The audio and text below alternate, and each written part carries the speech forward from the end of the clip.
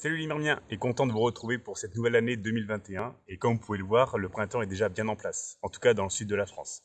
La nature se réveille et les insectes forcément aussi.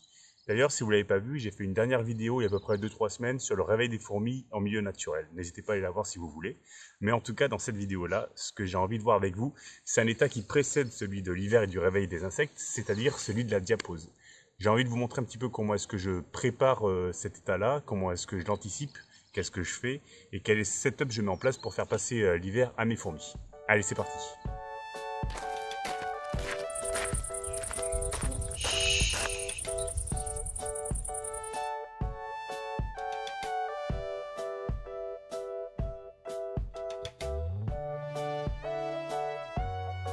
Bon, déjà, avant de commencer, on va essayer de répondre à une question que beaucoup de gens se posent, et le plus simplement possible, qu'est-ce que la diapause ? En gros, la diapause, c'est un état de dormance dans lequel se plongent la plupart des insectes pour passer l'hiver. On peut voir ça un peu comme la marmotte et son hibernation, ou comme l'ours et l'écureuil et leur hivernation. Pour nos fourmis, elles ne dérogent pas à la règle. Elles vont elles aussi passer l'hiver à dormir. Mais elles ont deux façons de rentrer dans ce sommeil. Soit elles sont endogènes, et le début de l'entrée de leur diapause est inscrit dans leur métabolisme, un peu comme les Camponotus vagus. Soit elles sont exogènes, et là leur entrée en diapause est dictée avant tout par les températures qui baissent ou par la durée luminosité qui descend aussi, un peu comme les messors. Bon, maintenant que je sais ça, il me suffit de guetter les signes pour préparer leur diapause.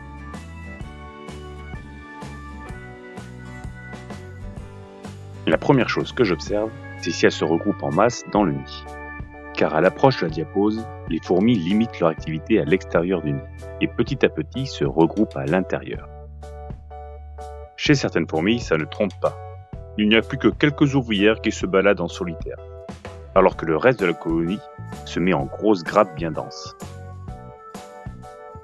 Ici aussi, ça sent le départ pour une longue dormance.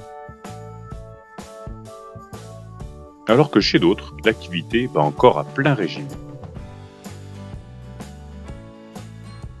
La seconde chose que j'observe, c'est l'état du couvain.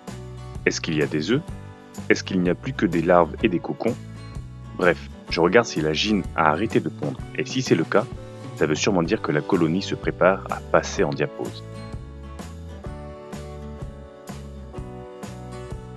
Bon, récapitulons ces critères pour un départ en diapause. Je vérifie d'abord l'activité de ma colonie. Ensuite, si la gyne a arrêté de pondre et qu'est-ce qu'il me reste comme couvain. Et je vous en rajoute deux autres qui marchent plutôt bien. J'observe ce qui se passe dans mon jardin. Par exemple, si je n'observe plus les Camponotus vagus durant plusieurs jours d'affilée, c'est qu'elles se préparent à partir en diapause. Et le dernier critère est très simple mais propre à chez moi. Si je commence à chauffer, c'est que la diapause approche.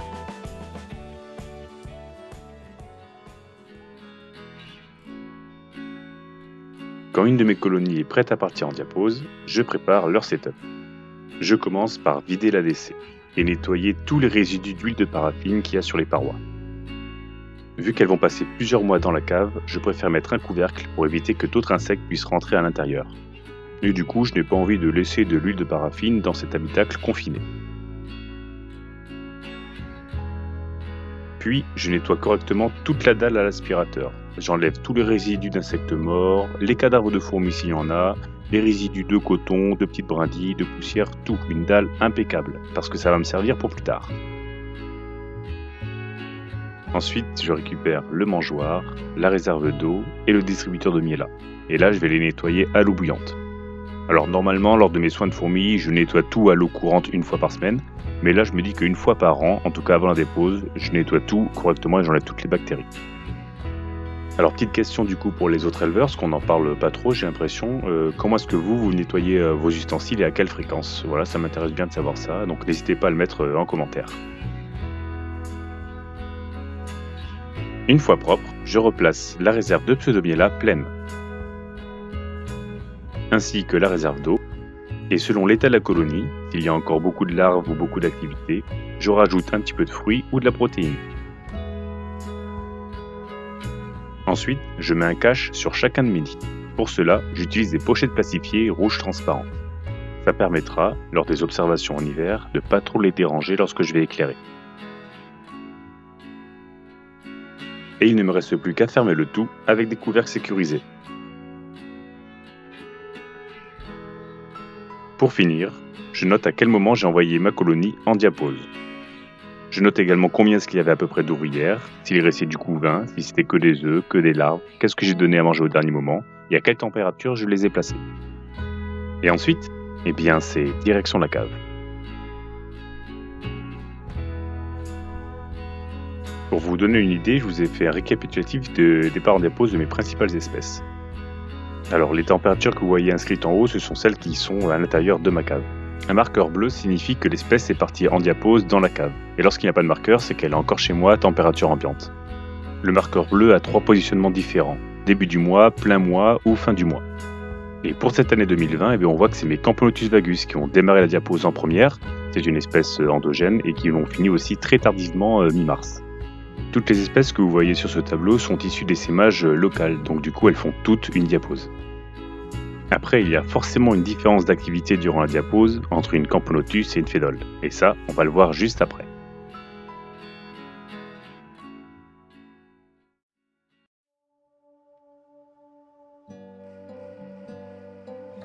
Les actions à mener durant la diapause ne sont pas évidentes, car il faut rester attentif à leurs besoins, même s'ils sont limités, mais en même temps les laisser assez tranquilles pour qu'elles passent correctement la diapause.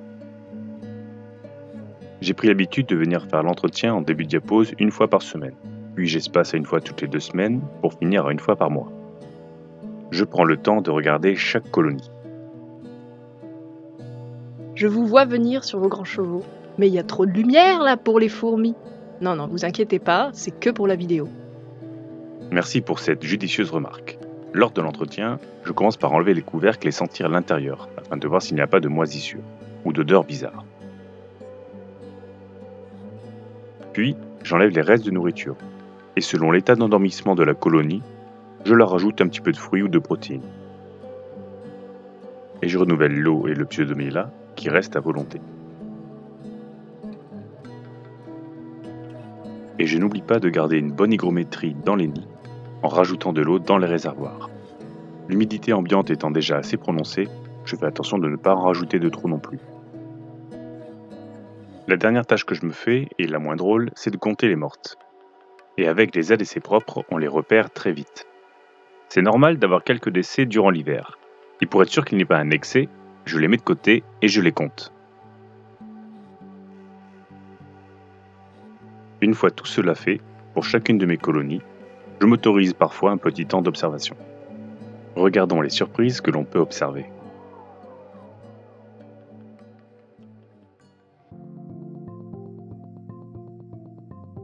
Chez la plupart de mes Camponotus, c'est repos complet dans le nid, avec quelques vieilles ouvrières qui sortent de temps en temps dans l'air de chasse récupérer du liquide sucré. Mais pour d'autres, ce n'est pas une température à 9 degrés qui va vraiment les endormir. Les Aphaenogastères, par exemple, continuent de rechercher la nourriture et de se donner rendez-vous à la réserve d'eau. Tout comme les Messors, qui restent très actifs dans leur aire de chasse. Et qui continuent farouchement de protéger leur grenier. Il faut aussi s'occuper des jeunes fondations de 2020. Les températures plus basses rendent forcément plus facile le nourrissage en tube. Et même les fédoles ne cherchent presque plus à s'évader. Elles restent tout de même actives et continuent de collecter de la nourriture, mais par contre la plupart de leur activité se passe au fond du tube. Et c'est la même chose pour les tétramoriums.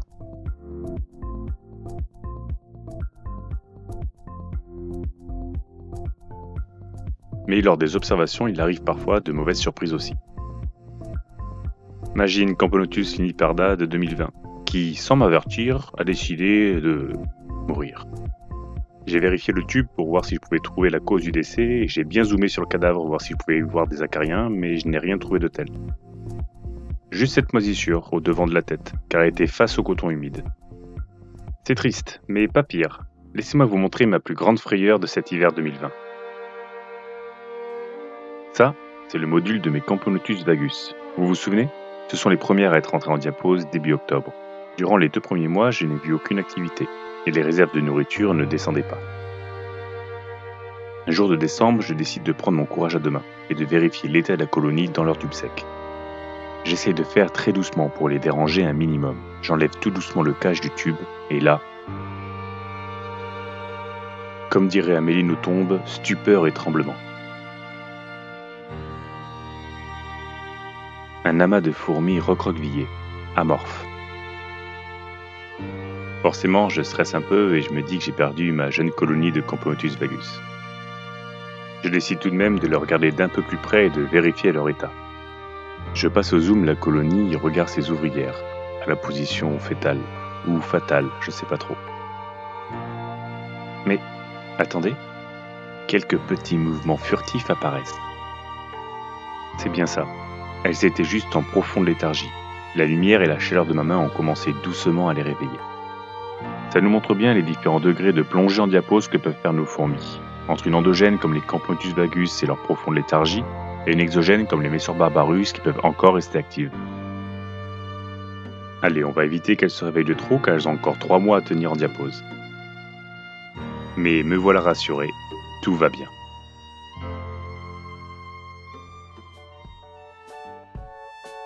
Au final, la sortie diapause s'est plutôt bien passée, et même les vagus que vous voyez là n'en ont pas trop souffert.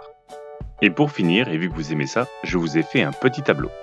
Alors, on se souvient que les petits marqueurs bleus, ça veut dire que la colonie est partie en diapause, du coup dans la cave. Et là, je vous ai rajouté 2 nouveaux marqueurs, pour ceux que ça intéresse. Les petites cuillères et fourchettes, ça veut dire en fait que j'ai apporté un soin à la colonie, donc nourriture ou eau. Et la petite loupe, ça veut dire que j'ai fait une observation de la colonie, un peu plus approfondie. Et du coup, soin également aussi. Et là, je vous ai rajouté le comptage des décès pour la diapause 2020. En tout cas, sur les colonies que je vous ai présentées dans cette vidéo. Et clairement, j'ai eu beaucoup plus de décès chez les Messors et chez les Aphaenogastères qui sont restés un petit peu actives à 9 degrés dans la cave. En gine en fondation, je n'ai eu que la ligne hyperda que vous avez vue, et en jeune colonie en tube, j'ai eu quelques décès chez les Pédoles et Tetramorium, mais rien de bien méchant. Et voilà les Myrmiens, c'est la fin de la vidéo. On va se quitter sur ces belles images d'une Camponotus vagus qui doucement est en train de sortir de sa léthargie de diapause. J'espère que la vidéo vous aura bien plu et qu'elle vous aura donné pas mal d'infos. Quant à moi, je vous dis à une prochaine sur YouTube. Allez, ciao les Myrmiens!